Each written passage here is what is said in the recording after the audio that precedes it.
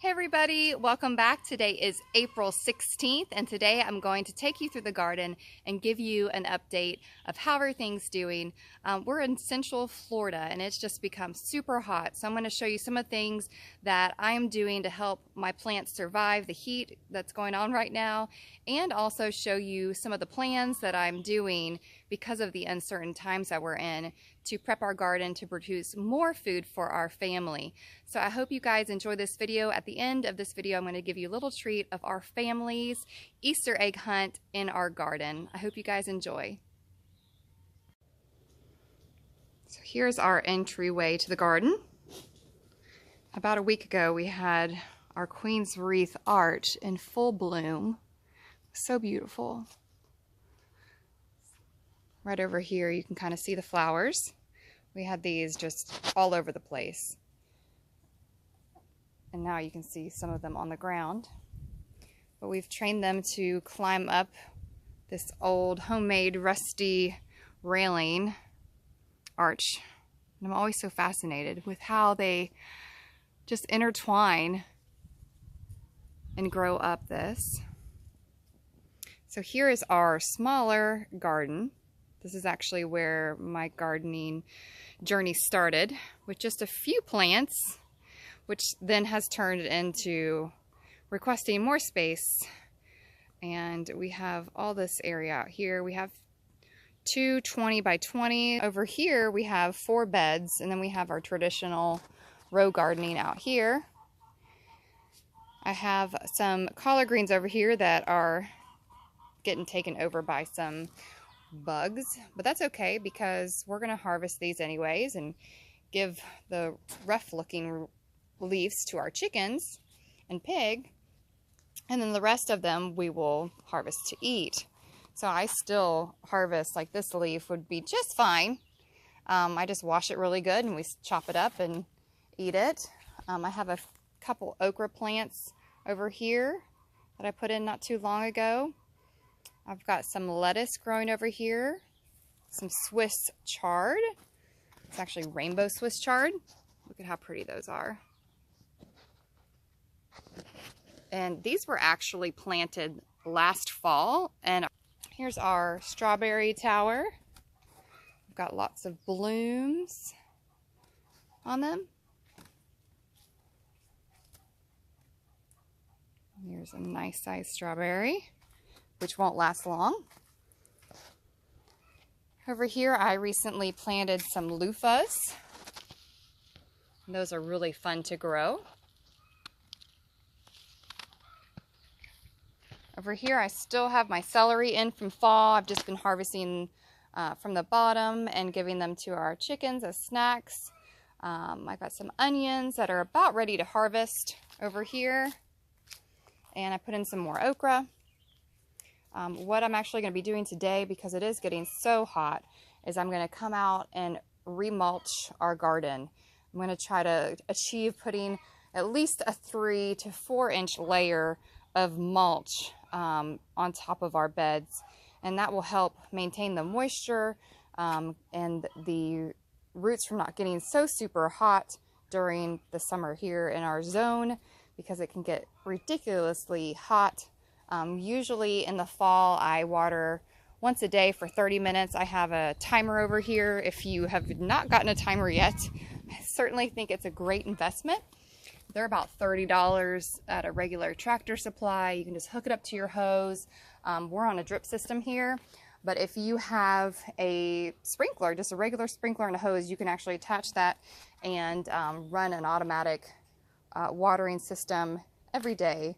So I'm actually doubling the time that I'm watering right now, from 30 minutes from the fall to a full hour every day. I may even ramp that up when we get into the super summer hot months. I do have some eggplants here that are doing really well. We have some carrots we're going to harvest today. I got some kale over here that's still doing really well from fall. And if you haven't watched any of my fall garden tours, I recommend you go back and look at them, because it is amazing how well our kale and collard greens, we're a family of 6 and we have been eating off this. We eat collards and kale probably once a week and we still have just a very large abundance left over, and we're going to continue to harvest that through the spring. And I'm going to try to see how long these can actually last and allow these kale plants to become trees, and hopefully they'll survive long. So about a couple months ago, I came and mulched our rows with free wood chips, basically wood clippings from wood chipping trucks. And we've seen them on our road a few times, and we're just like, hey, if you guys need a place to dump those, we're right down the road, dump it right in the yard. And they've actually done really well. They'll over time break down and become soil, and they're maintaining the moisture. I'm actually going to bring some more out here soon and put an extra layer on just to kind of maintain that moisture in the soil and improve the soil, and also help keep the weeds down, which will steal the nutrients from your plants. So over here I've got my squash plants. I wanted to do this in the morning so you guys can actually see the flowers. Look at how beautiful this is. And a tip for you guys, if you're having a hard time with your squash, it's always hard for me to grow squash and keep them looking pretty. Like, this is a beautiful plant right now, but in a few weeks, I'm sure I'll have some bugs on it. I'll probably have some mildew on it. But what I like to do is soak my plants with neem oil. And if you don't have a lot of bees in your garden, you can always take a paintbrush from the male flower into the female flower and pollinate that way. I've actually done it for a couple of years. A farmer friend told me about that, and I couldn't believe how well it worked. But we have a lot of flowers here that attract the bees. We don't have too much of a problem of that happening. I've got onions between each plant, which are almost ready to harvest. I think I want to do a hyperlap harvest of our carrots here. We usually like to harvest those around Easter. We kind of missed the boat this year. We had so many things going on, but we're going to go ahead and harvest this row and replace the carrots, I believe, with okra or potatoes. So I still have some cherry tomatoes in from fall. Usually what I do with my garden is whenever it's time for season change, I'm pulling everything out and replanting. This year, I figured I'm going to overwinter some of these plants and see how well they do, which would be less effort. As you can see, this is still producing. I mean, I'm getting a cup or cup and a half a day of grape cherry tomatoes, whereas I would have none right now. So even though they don't look that beautiful and they're super huge, I've just let them basically touch the ground here, but they're still producing.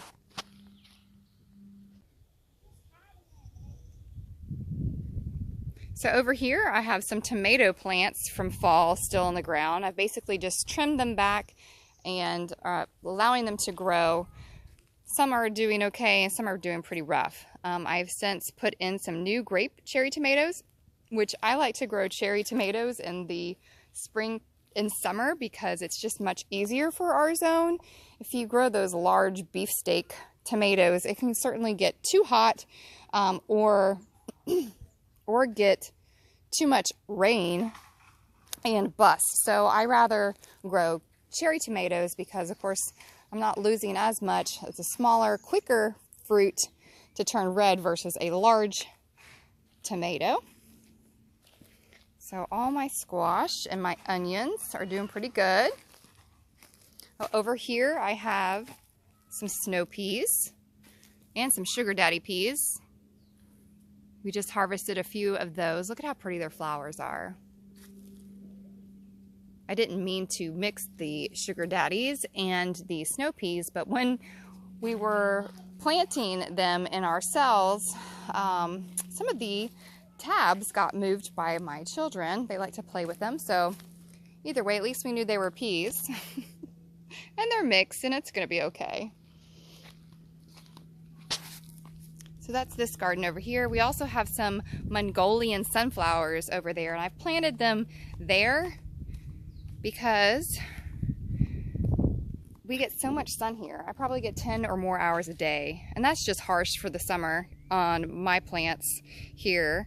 And as these grow, they'll help shade out some of these plants, because not only do we get full sun here, but in the evening I have the sun blasting over here as well. So it's good for the sunflowers because they're going to get more sun because the area they're in, but it's going to help my plants not get too hot and not get too much sun. I also have some more sugar snap peas over here. And on this right here.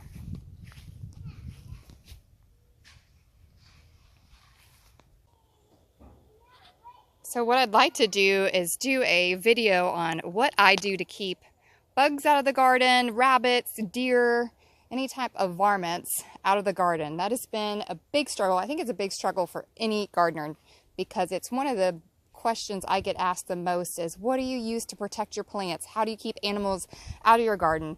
I do plan on doing a video. It's actually going to be my next video, and I'll be uploading it here in the next couple of weeks. So I'll show you all the things that I do to protect the garden, and hopefully you guys will find that helpful. Oh, look, a butterfly.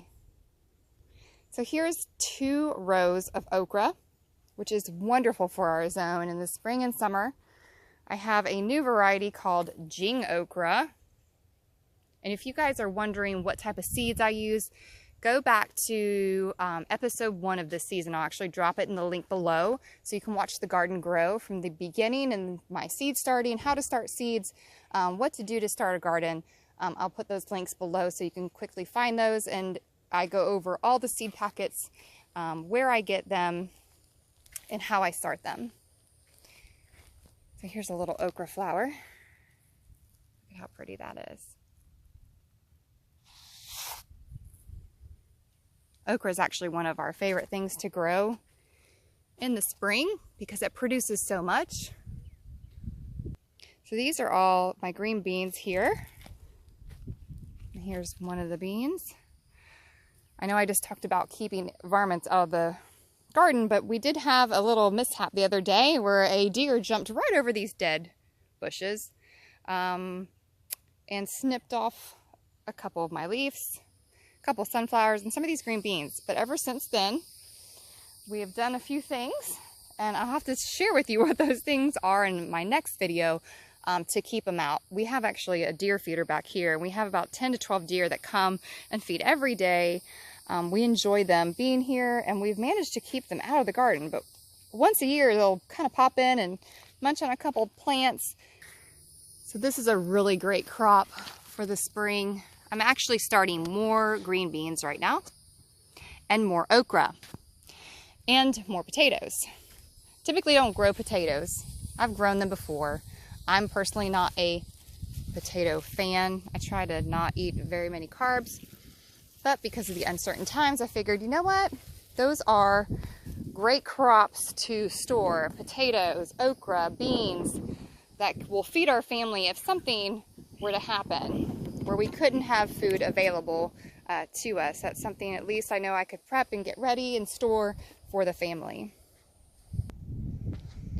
So right here is my 1,000 head kale that I was wanting to just let go to seed. We have harvested a ton of food from these plants through the fall. Again, as you can see, I've got some damage from our bugs. Some have actually withered out. I've lost a couple plants, but I'm just going to see what they do. So they're going to stay there maybe another week or two. I actually would like to pull them out and go ahead and start planting some of the extra plants that I have started because of the situation that we're in. Figured, you know what, I'd rather have something in here producing instead of waiting for seeds.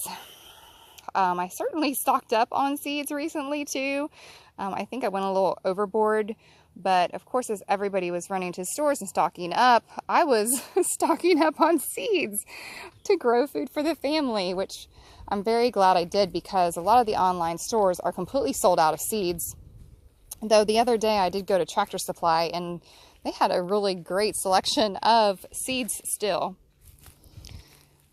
So over here I have some tomatoes, which some of them I have cut back to see if they would actually produce. I've done that before and actually had some success. I have some of my plants already flowering, and I also have put in some new cherry tomatoes here. I'm sorry, grape cherry tomatoes that my neighbor has shared with me. Here is one of the tomatoes that I cut back that's actually producing tomatoes already. I have some really awesome onions over here I have to show you guys. I've been wanting to harvest, but I've been waiting for this video just to show you guys how beautiful these are doing. Here's another one, just so you guys can kind of see the difference of how big these are. I'm actually going to harvest this right now with you guys here. Oh, look at that. Look at how beautiful that is. And onions are so cheap. I'm actually going to be replanting some onions as well, along with some potatoes, because they produce so much.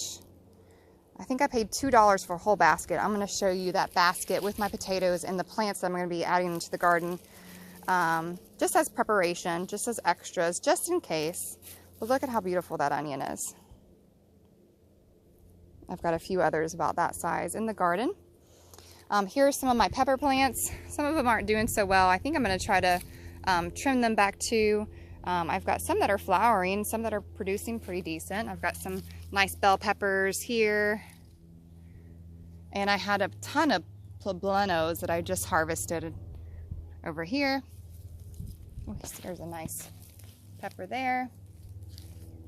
So I've got green beans over here. These are bush beans. I'm not a really big fan of bush beans. The only reason is if they're in raised beds, they're fine for me, but if I'm going to be down on my hands and knees and trying to search for green beans, it's not fun for me. I love growing pole beans because, like over here on my railing, I can easily look through them, lift the leaves and pull. The kids love hunting for them. It's more fun for me. Personally, I think it looks prettier. But I did have some bush beans, went ahead and planted some. Here you go. And I put them in this wheelbarrow, so at least they'll look pretty and hang over, and they won't be so hard for me to harvest. As bush beans get larger, they kind of lay in the ground like this, and that's where I'm getting soil and dirt, and they're easier for bugs to crawl on. And for me personally, I like growing pole beans. Over here I put in some loofahs. I love growing loofahs. I love making homemade loofah soap. I just didn't have much room for loofahs in the garden this year. I usually plant them in our front yard garden, which I really need to do a video on what our plans are for there. So over here I'm going to show you guys what I've started and what I'm doing over here. So here is some banana peppers I started, looks like a couple weeks ago. Some banana peppers and okras that are ready to go into the ground. I think I'm going to put the okras where my carrots were. I had some beans, more bush beans that I actually planted on the sides of the pole beans. Here's some extra loofahs that I have. I actually started some lettuce over here, which I usually don't do in the spring. But I did because of the uncertain times. You know, I was surprised how many things I can start past the typical planting dates for most plants. Usually I put them all in at the same time, so I'm trying to get a little better about staging and adding, so I have plants that are producing through the entire year and not just twice a year. So I actually have some big plans for a greenhouse that will be made 100% from reclaimed wood and windows from my husband's job. I'm really excited about that. So that will be coming maybe this fall, at least the plans. Oh, look at the flowers flying off that trellis. But I think I'm going to take you guys down to the barn because I have some more plants over there and show you what extra plants I have back there. I've also recently learned how to propagate succulents. And I'm going to show you guys what I've got going on in the back barn with all of those. So here are some of the seed potatoes that I will be putting in the garden this week. So recently I've been starting extra plants not only for our garden in these crazy times that we're in, but I've also started a small business to where I'll start extra plants and sell them to my local nursery.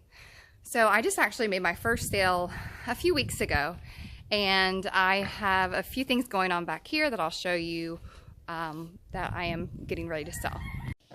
So here's an extra gardening area that I have back behind our barn. This is an area where I keep a lot of my propagated trees. These are mulberries that I started from twigs, cuttings from the mulberries that we have in our food forest. That's another video that I would like to do here soon and show you what we have as far as fruit trees in our front yard, along with a big plot garden food forest area that we're adding in addition to what we already have. So I have some dwarf mulberries that I'm started right down here, regular mulberries that I started a few months ago, and these are mulberries that I started over about a year ago. We're actually going to cut these back, put them out in our front yard. Right here I have some okra that I didn't end up using in the garden. They got kind of leggy, and these are plants before we went on a nationwide shutdown, and I'm not quite sure what I'm going to do with them yet. I may put them over here in this old rusty trough along with some more beans. Not sure yet. I'll definitely update you in the next video. But over here I have I think about 90 or so plants of container variety zinnias, and they're just about to bloom. So these are some plants that I'll be taking down to my local nursery and selling to them. Over here I have my dwarf mulberry tree that I actually got for $3 at Lowe's last year. Then I propagated into all those trees that you just saw down there. Over here I've got some blueberry bushes that I propagated as well. And if you guys want to learn how to propagate, let me know. I can do a quick video on how to propagate plants. Basically you're trimming your plants back. Instead of throwing those trimmings in the trash, you're taking them and you're pretty much putting them in the ground, adding root hormone, and just babying them for a few months as they grow roots. And then you will have full grown trees like these, which are going to produce more fruit for your family. So over here I have some of my succulents that I've been propagating as well. It's kind of my new hobby. It's been a lot of fun. And these are all little leaves from the actual plants I have. So I've started hundreds of new plants from just the leaves of 4 plants that I own. And it's amazing. So as I get an overabundance of plants, I'm mainly growing these for my own use right now and to give as gifts for holidays, to friends and gifting them. But hopefully soon I'll have enough healthy ones to sell as well. Over here.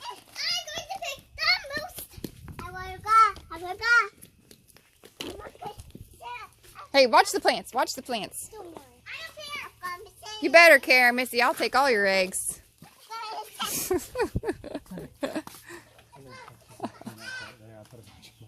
Ooh. She's like, oh yeah, Christmas tree. Oh.